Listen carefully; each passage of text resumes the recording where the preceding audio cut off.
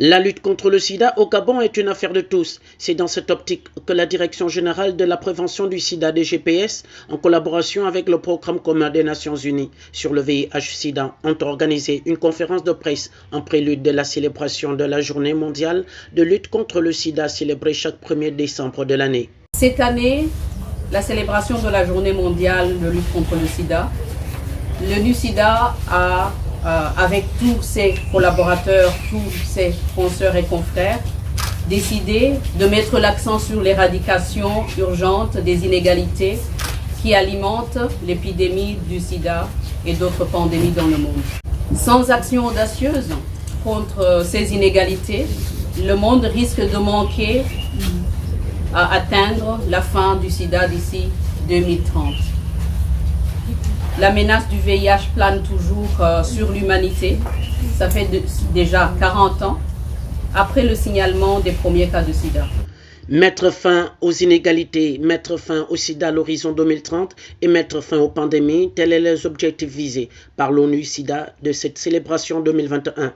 Pour Madame Amissa Briana Bongo Ondimba épouse Rogombe, directeur général de la lutte contre le sida, les efforts au Gabon ont été consentis sur ce domaine grâce à l'implication du numéro 1 gabonais. Le 1er décembre, le monde entier célèbre la journée mondiale de lutte contre le sida.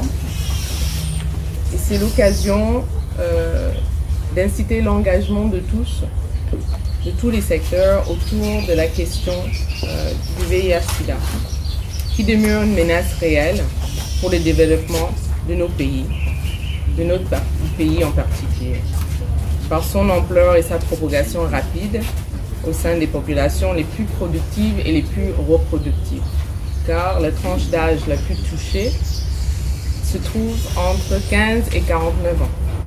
Toutefois, grâce aux engagements de plus haut niveau, notamment ceux de Monsieur le Président de la République, Son Excellence Ali Bongo Ondimba, qui a pris d'importantes mesures pour le VIH-Sida visant l'accès universel des populations aux services de prévention, de traitement et aux soins.